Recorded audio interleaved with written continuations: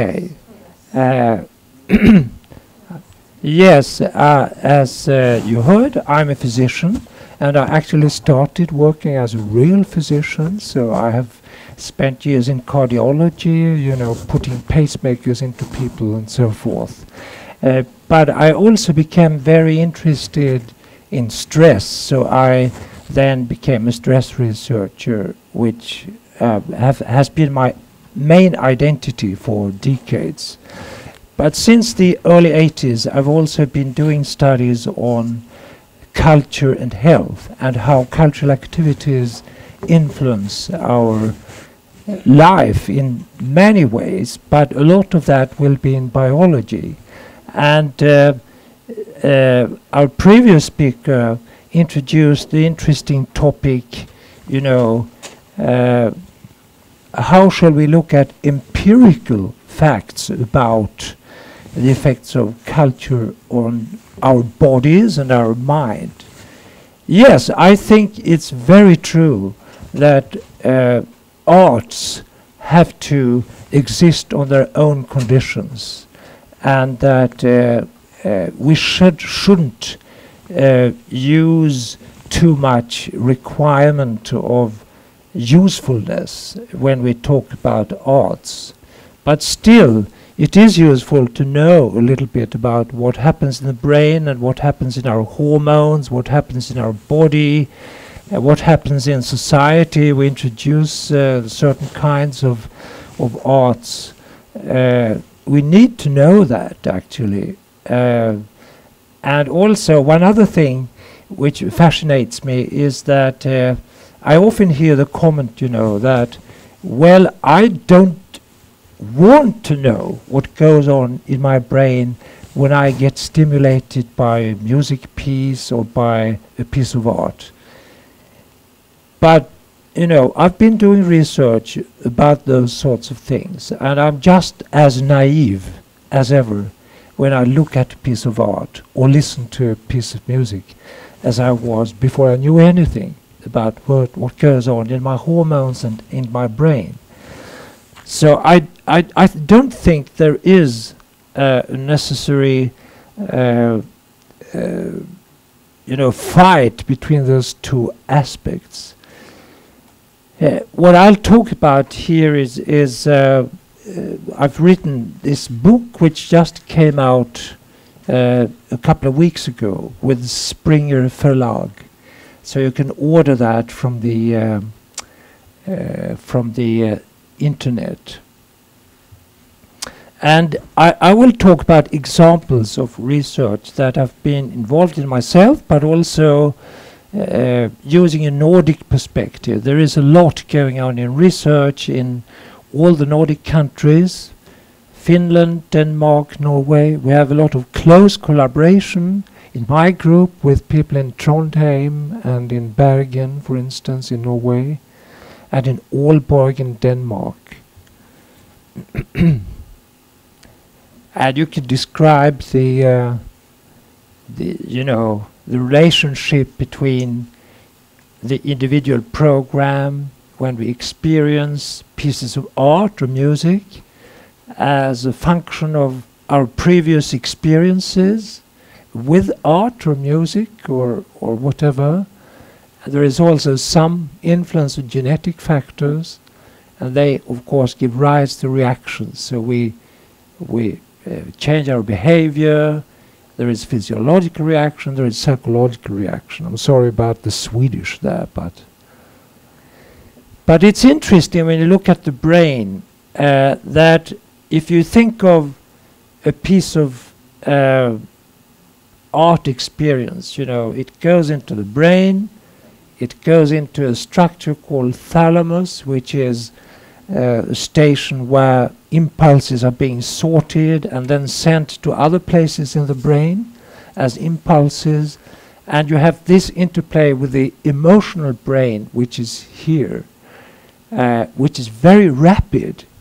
In fact, our emotional brain is extremely fast, much faster than the cognitive brain, where we analyze our experiences with intellectual functions. So when we react with our emotions to the piece that we are hearing in music, if there are strong emotions, they are immediately also being transported to the whole body. So the whole body reacts. And then after a while, when the cognitive functions have had time to analyze this, they will come along. But that's much afterwards, which is interesting, because that also gives us the possibility of influencing the brain and our ego in ways that are impossible when we use logical reasoning. And in fact, this is being used, for instance, in music therapy and in art therapy. When you communicate with people using primarily the emotional brain, you can also get impulses backwards up to the superego, for instance. So we can start thinking about ourselves in new ways, which are completely unexpected. And I think this is one of the basic reasons why the non-verbal activities and why the arts are useful in supplementing what we do with intellectual reasoning.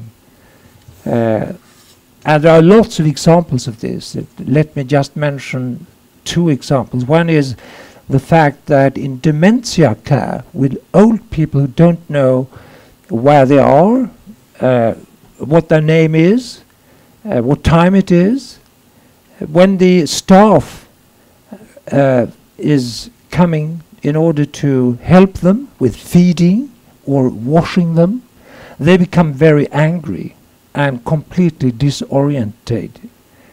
Then if you start singing songs from their childhood, they immediately become very calm, they understand what you want to do with them, and they are there all of a sudden.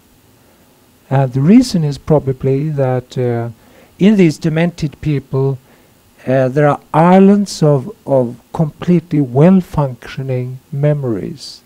The problem is that the connections between them have been interrupted because of the dementia. And then you don't reach those areas talking to them in the usual rational way, but you can reach that in other ways, using, for instance, music, childhood singing, so to speak. Yeah, I won't go into details there, but of course this is a basic thing which is the reason why we can use music in rehabilitation, in music therapy, art therapy, but also why it's effective when we go to physical exercise, for instance. If we use music, we can actually make our physical efforts more standable. And we actually, there are experiments showing this quite clearly, that if you listen to music which is well selected for the purpose, when you do a physical exercise, you experience less effort physically, but not only that, you also have less heart rate increase, less increase in the lactic acid content in the blood. So your muscles are coordinating their efforts more effectively, simply.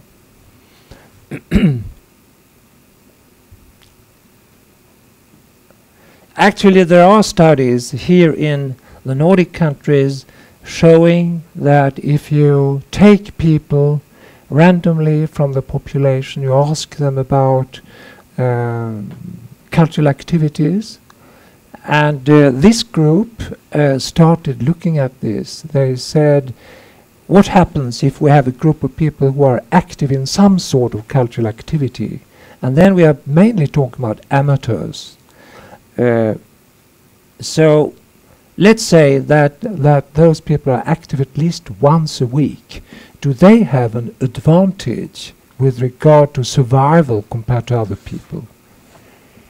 Yes, in fact, this has been Bygren is the professor of social medicine who started this, and there are several studies showing approximately this.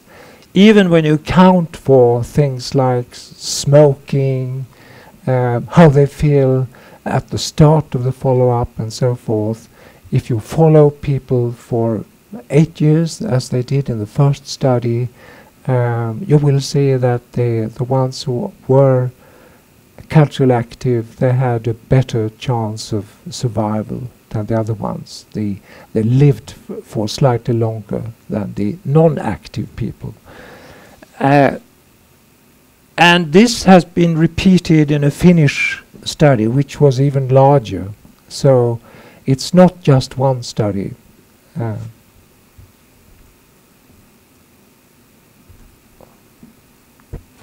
This is the first study that I was involved in, and it's an example of a kind of study which politicians and administrators usually demand in order for them to make decisions, because it's sort of there are lots of quantitative observations in this. So as you can see, this was a home for elderly. One floor was assigned experimental and the other one control group. In the experimental group, staff explored interests and allowed the elderly to start groups with common interests, you know, things they had been doing in the past, being interested in music or painting or gardening or something like that. And then they could constitute little groups in this home for elderly.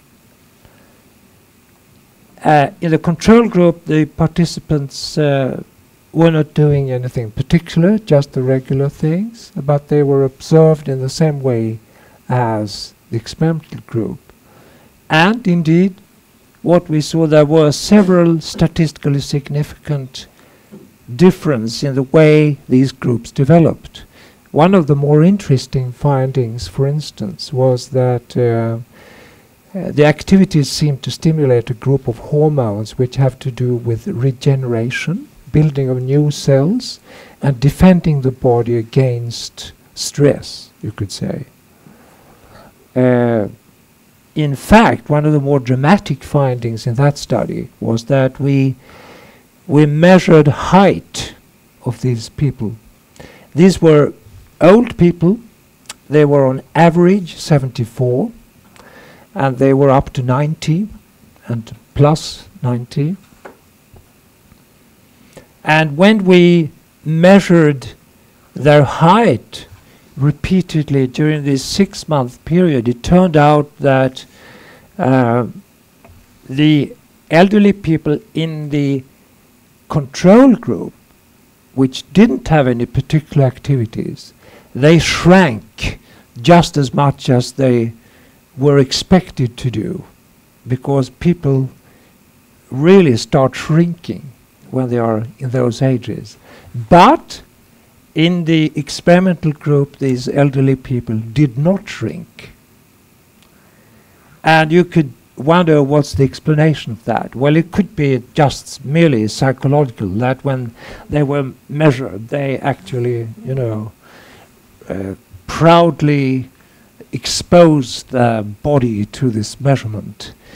But there could be physiological explanations also, because these regenerative hormones which I talked about, these hormones actually prevent the skeleton from having little fractures. And what happens when you shrink as an elderly person is that your vertebrae, the pieces constituting the backbone, they actually break a little bit and they shrink.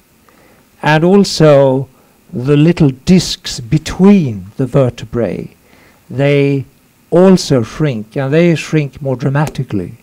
So some of that could be physiological. And I think it's interesting because it serves as a kind of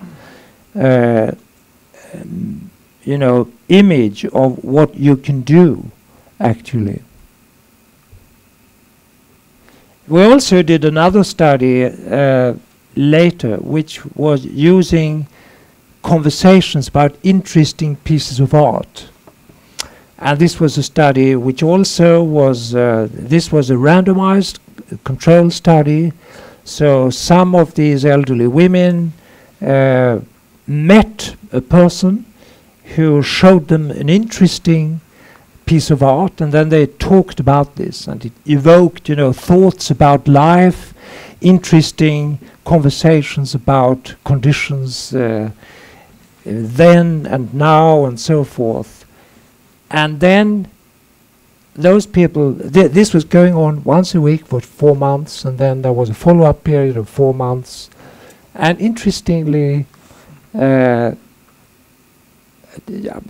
met, they had conversations in both groups, but in the control group, the point of departure wasn't the art. It was just, talking about events going on, everyday conversations, so to speak. And it turned out that the art-based conversation was much more effective in doing things with these people. So improved well-being, increased social activity, increased creativity, picture creativity in the experimental group. This is one example. We had a standardized measure of something we call emotional loading. The group started on the same level. After 4 months, there was much more improvement in the experimental art group, and then that continued even when the intervention had stopped. So it seemed like we had started something which then continued to be processed on its own, so to speak. And this is one observation which has been mocked by politicians in this country, which I think was extremely silly, because what happened to those people who had these art-based conversations was that they became more active, more happy, they had effects on blood pressure, and one of the observations was that they also had a decreased consumption of laxatives. I don't know how often you visit homes for elderly, but what people talk about a lot there is constipation and troubles with gut habits. And you can ridicule this. I mean, this has been ridiculed because they say, oh, you can use art to make people have better bowel habits. But this was just one tiny part of the whole pattern. And it's also, you can ridicule it. It is important for people, actually. So I was very angry when I heard that. I just heard it coincidentally because we have culture nights here at our culture house. The city of Stockholm organizes that. And I just slipped in to listening to a panel discussion, and then a politician was ridiculing this finding from our group. And in fact, this is a problem which we have when we defend cultural activities in society. And we say that, well, people actually feel better, they can even have a better health. Then that kind of argument is often ridiculed.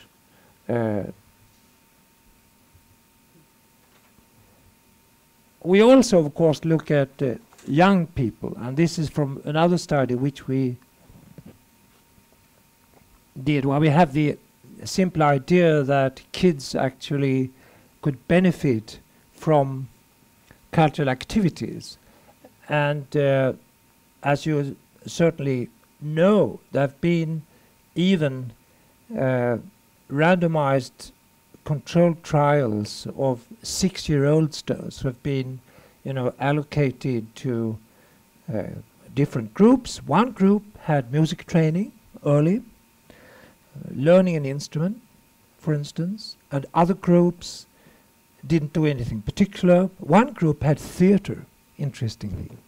And it turned out that the theater group, as you followed these little kids from 6 to 8 years of age, they became more socially competent than the other kids in the study. And there's been a lot of attention to the fact that in the music group, the kids also became more cognitively competent. They were more able in mathematics and language. Tests made specifically for those very small children, of course. Now, one thing which I think is of extreme importance is that if you use arts at school, you can also help children develop better emotional skills. And we have a concept in psychosomatic medicine, which is alexithymia, which is inability to identify, describe, and cope with feelings. The idea, of course, being that if you are more able to know when you're angry or sad or anxious, then you have a better compass in real life when changes occur. So this is an argument for using arts at school, because arts will help kids identify emotions and deal with them. And that will also make them more socially competent, because if you can identify sadness in yourself, you're probably likely to also identify sadness or anger in your surrounding. So in this particular study, we introduced a special kind of social music teaching, 1 extra hour per week, and we did that for a whole year, and we followed a physiological indicator, cortisol in saliva. We were particularly interested in the afternoon, because that's where the classroom often becomes messy and there is a lot of stress. So what happened was that, put the starting level. This is the start of the autumn semester in August. And this is the end of the school year, which is in June. You can see that the green group, they had nothing particular. It was just the regular school curriculum. The red group had the introduction of extra computer teaching. So they had more computer training every week.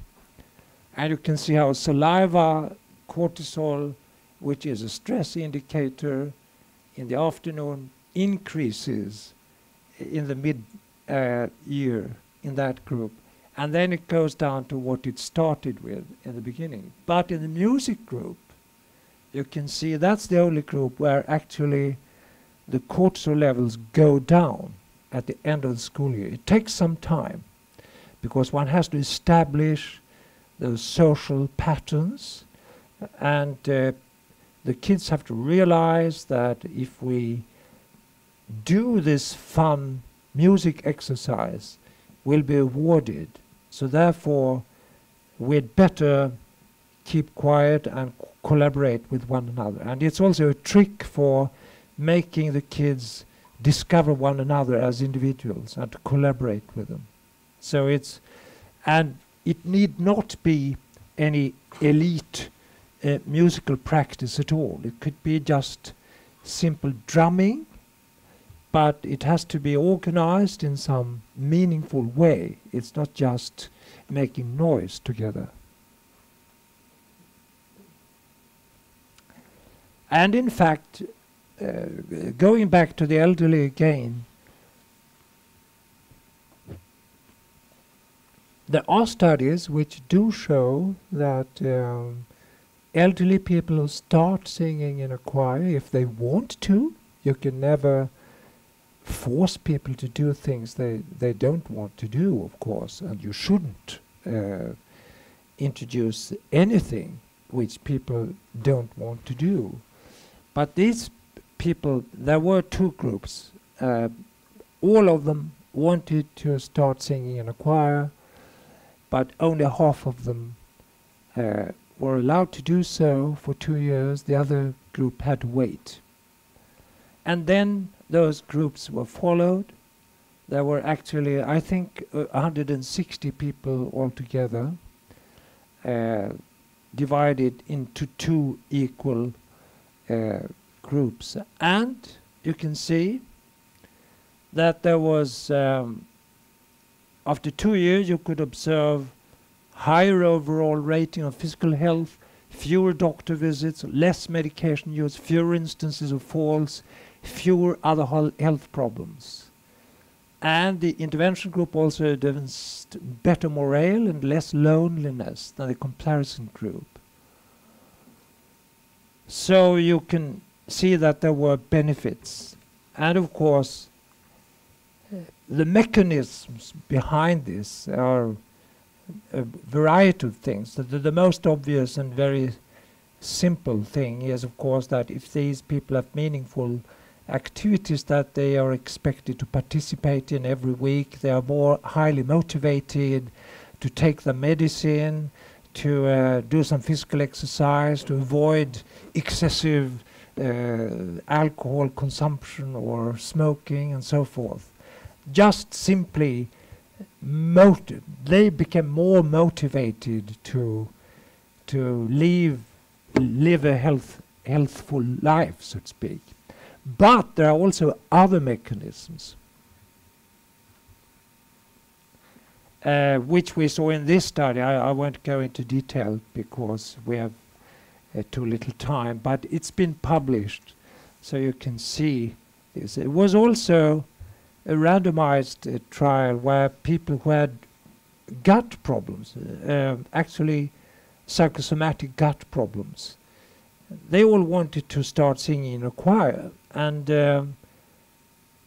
half of them randomly were allowed to do so, and the other group instead went to interesting group discussions once a week.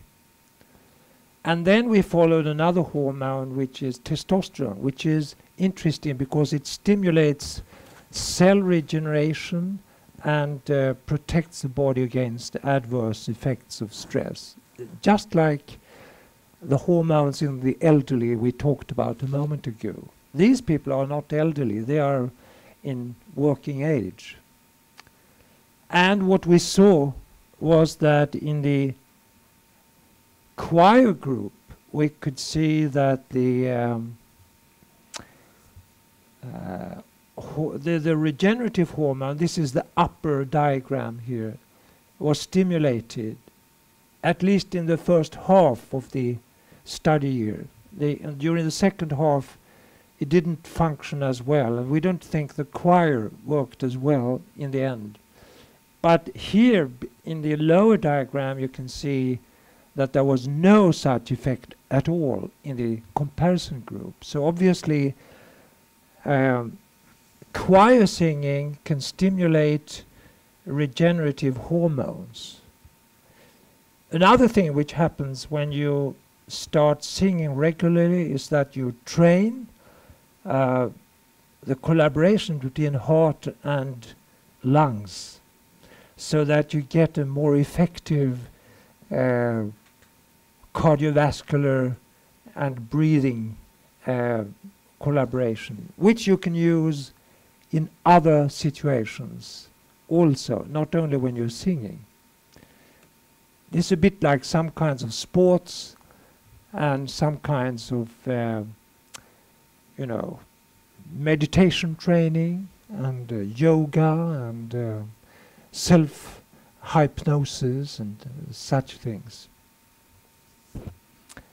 But of course the main thing about choir singing is that you get aesthetic experiences, and particularly important is that you have these experiences together with other people. It's a fantastic way of strengthening cohesiveness in a group.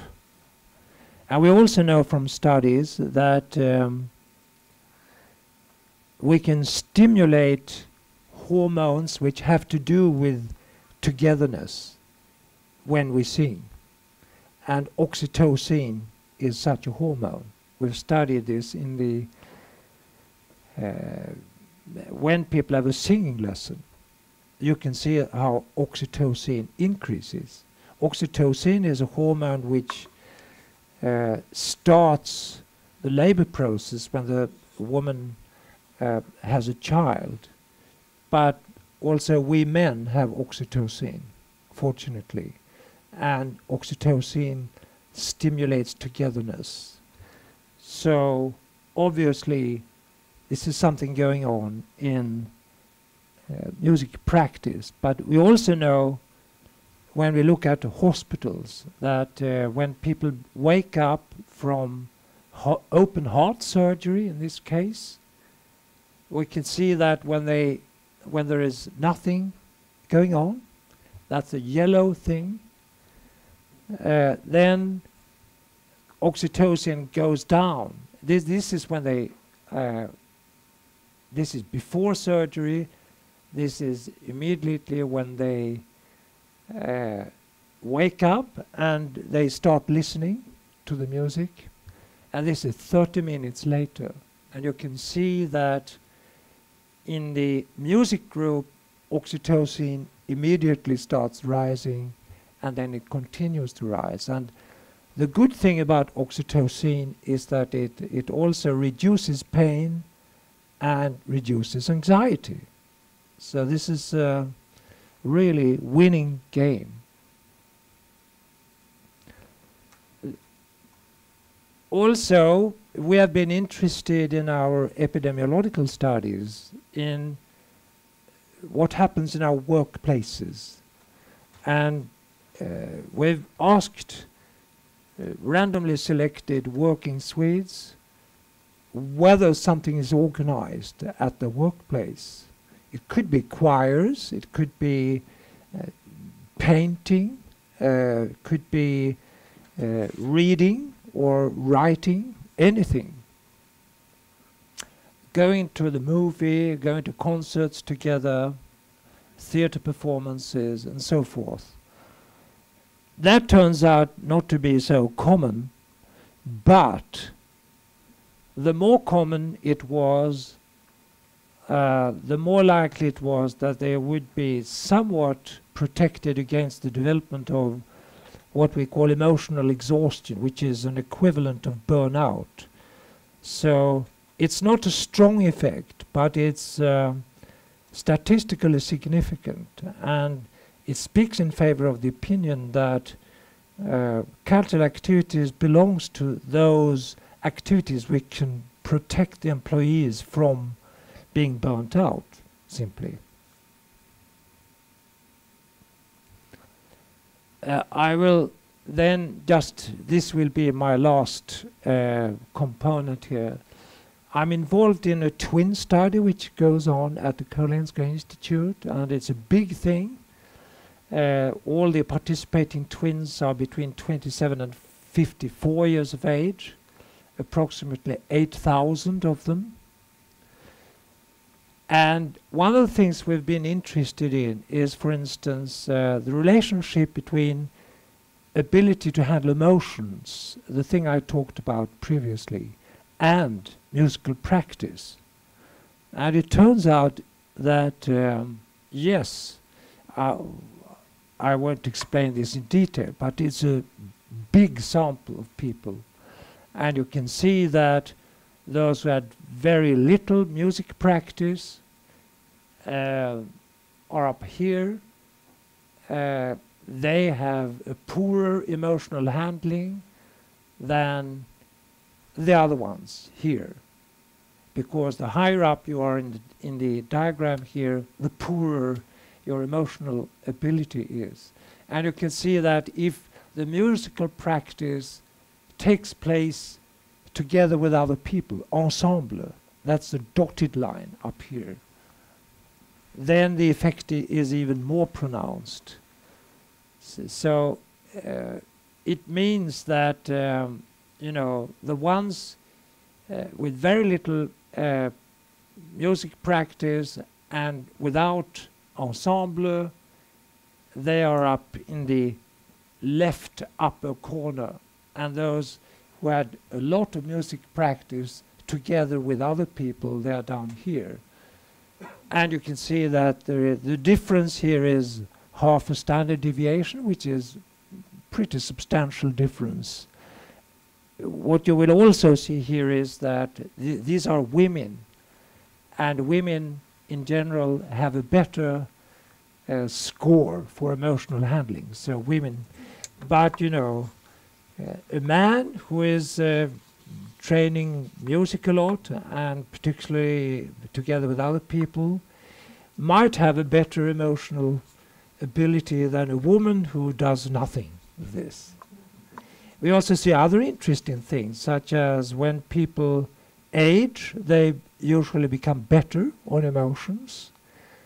We see that education in general has an effect on emotions, which is, you know, in the improved direction.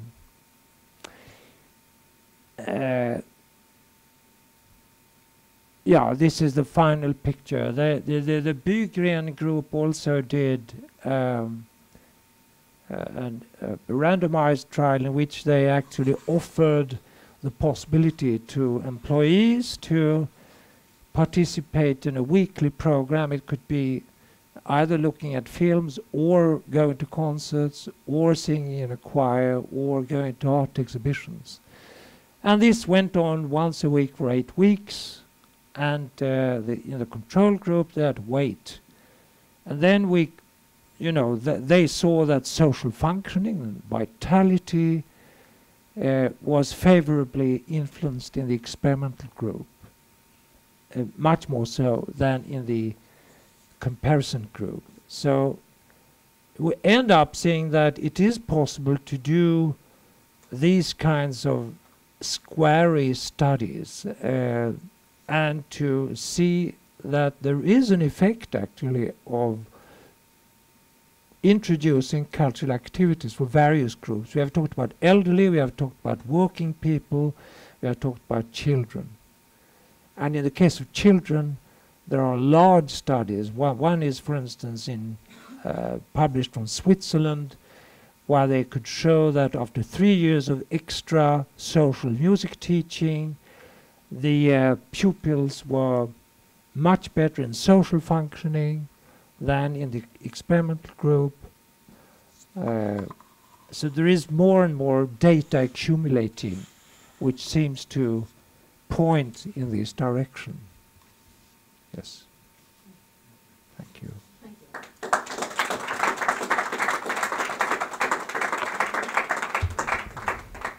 Thank you, Töres, for giving us this overview from the research on culture and arts in the medicine research group. Are there any questions for Töres?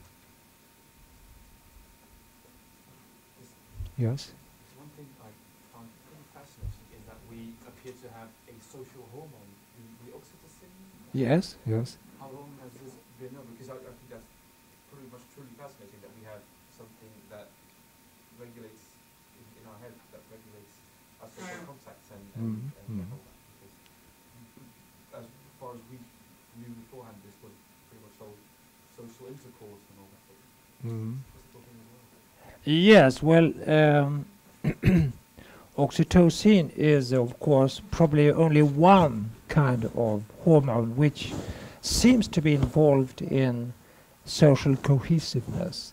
You know, and well, it's been known for a long time, actually, that oxytocin has this sort of social function. And you know, it has some really strange connotations too. For instance, in the United States, they regard shyness as an illness. So shyness as an illness, which I think is completely idiotic. But one of the things they've started to recommend is to provide shy children with oxytocin spray, you know. It's really idiotic, I think. There are some other fascinating aspects of this, which is, for instance, that if you belong to a group, then when oxytocin is stimulated, and it can be stimulated not only by singing, of course, it can be stimulated by massage and a lot of other things, then the cohesiveness of that group is strengthened.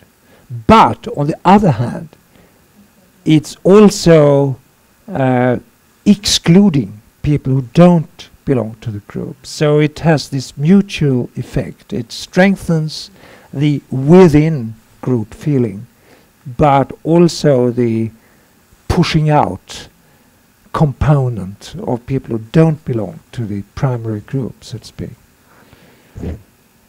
Yes? Thank you for that fascinating view of the research. It's very impressive that you've been involved in so many studies, and it was a very interesting overview. Now I noticed that this is mostly drawing from Scandinavian countries. Yes. Research done in this area. And are there any other areas of the world, either in Europe or? Yeah, absolutely. Yes. I mean, even in the Nordic countries, the profiles are slightly different. In Norway, there are very good qualitative research, for instance, in the field of music, therapy, and so forth. But they also have very large population studies in Trondheim, for instance. In Denmark, they have a very good music therapy school in Aalborg, and they are doing fascinating work, mostly on people with different kinds of diagnoses and how you can use music therapy. In Great Britain, there is a lot of activity,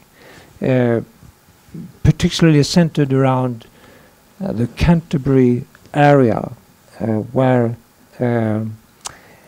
there is a big university group. They are actually also managing a scientific journal. I've mentioned that in one of my slides, Arts and Health. And for all of you who are interested in this, that's a very good journal to follow. And they are doing all kinds of research, both qualitative and quantitative research. And much of that is community-oriented. So they organize big activities for socially excluded people, for elderly, for people with burnout and depression and all sorts of things. And you also have a very active group in Oldenburg in Germany with both quantitative and qualitative research. Yeah, I mean, there are other parts of the world, of course. The United States, Ohio is famous, New York. There is the Louis Armstrong Center for Music Research in New York.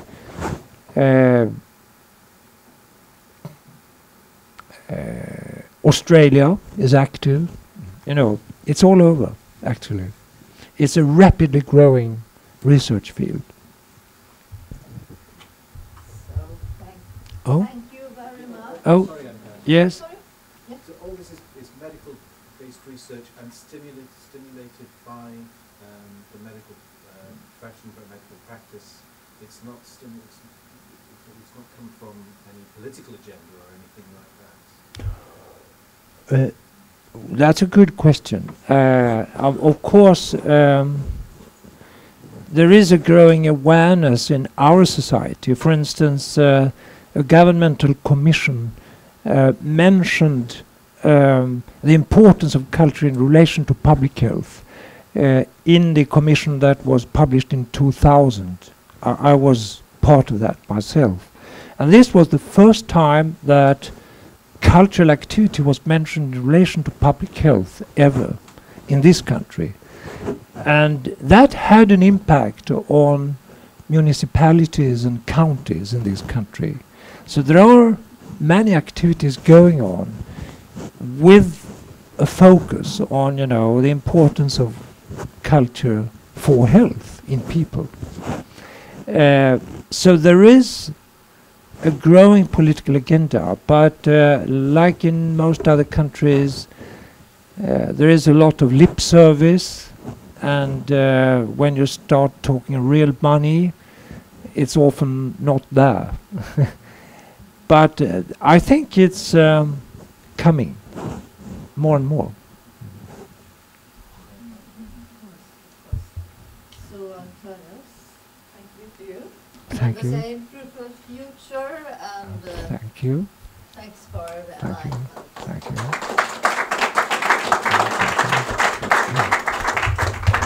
So I have a greetings from Professor Jerome Doctors. If you have any questions, I can gather the questions and he will answer. And I also want to thank you, Daniel Carpenter. We didn't thank you yesterday properly.